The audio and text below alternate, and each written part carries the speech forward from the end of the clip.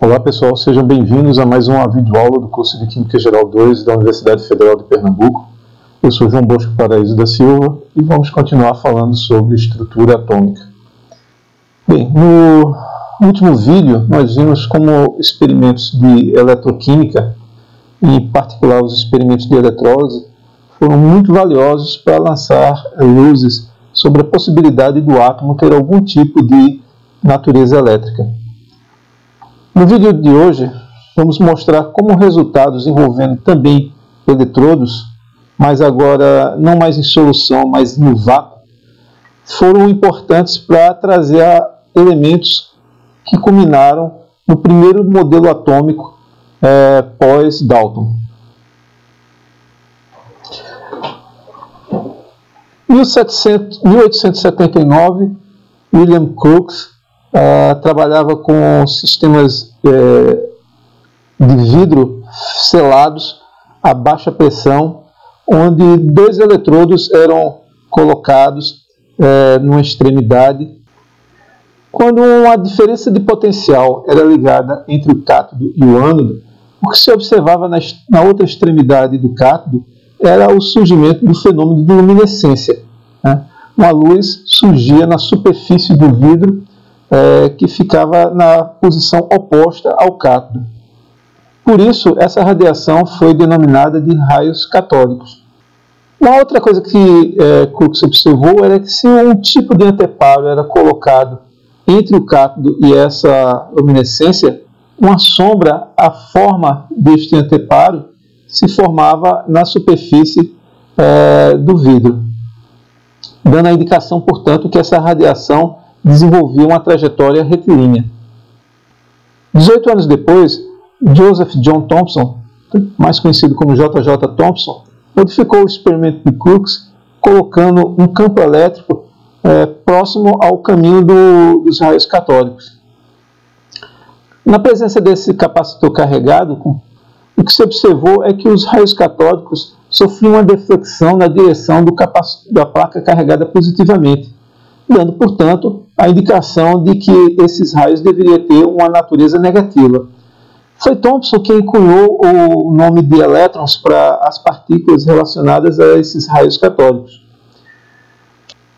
Thomson fez ainda outros experimentos. Além de introduzir um campo elétrico, também introduziu um campo magnético, por exemplo, aproximando um ímã ou uma bobina carregada. Quando ele fez isso, observou que havia uma deflexão da trajetória dessas partículas, ou seja, além do campo elétrico, o campo magnético também influenciava o deslocamento dessas partículas.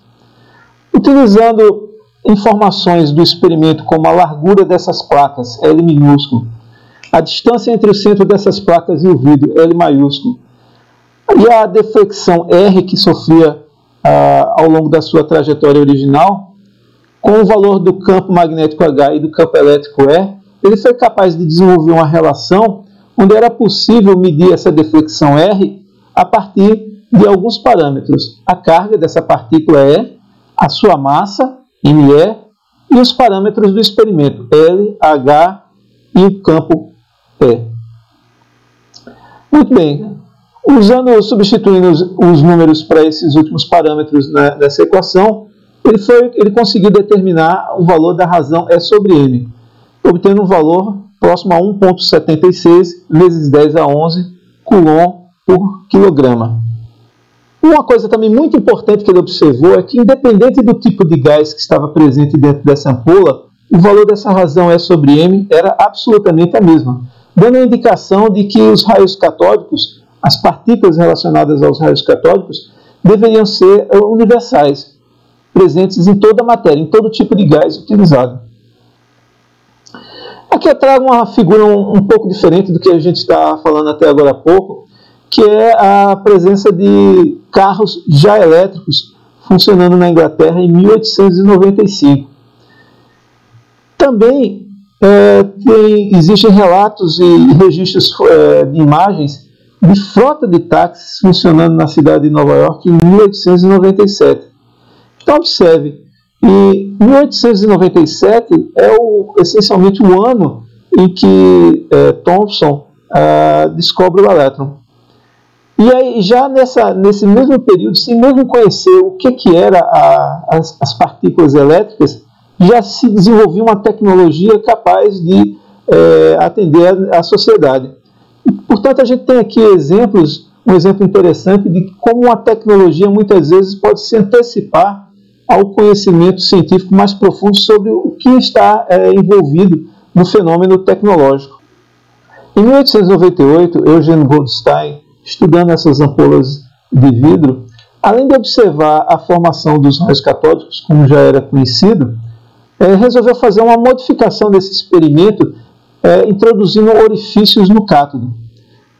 Quando ele fez esse tipo de modificação no experimento, o que se observou era a formação de raios, que foi denominados naturalmente de raios canais, que partiam em uma direção contrária aos raios catódicos. E nesse caso, uma coisa interessante acontecia. A cor da luz, da luminescência relacionada a esses raios canais, dependia do tipo de gás que era utilizado. Lembra que nos raios catódicos isso não acontecia.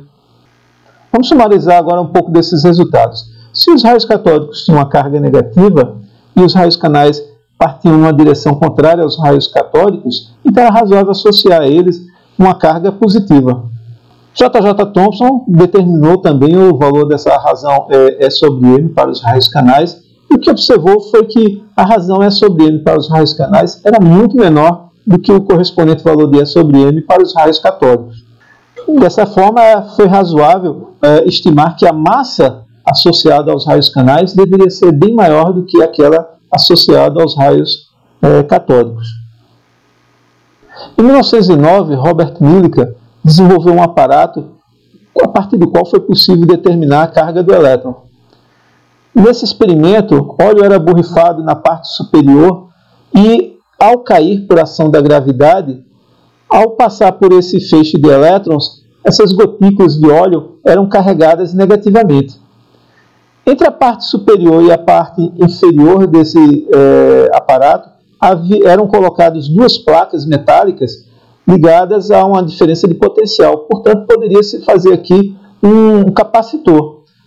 Na presença desse capacitor, a gente sabe que vai haver um campo elétrico e, portanto, você poderia, a partir da modulação das cargas nessas placas do capacitor, modular a própria força elétrica, de tal forma que em algum momento ela poderia se opor à força gravitacional e você ter um balanço aí entre essas duas forças.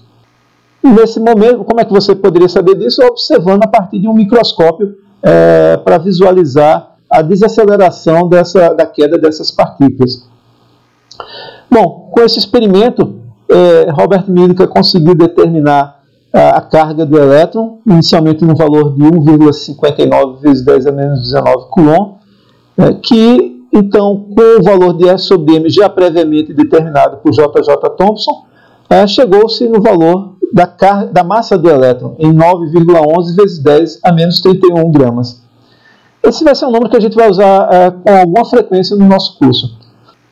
Uma das grandes contribuições de Thomson foi organizar todas essas informações e propor um modelo atômico que contemplasse todos esses resultados experimentais.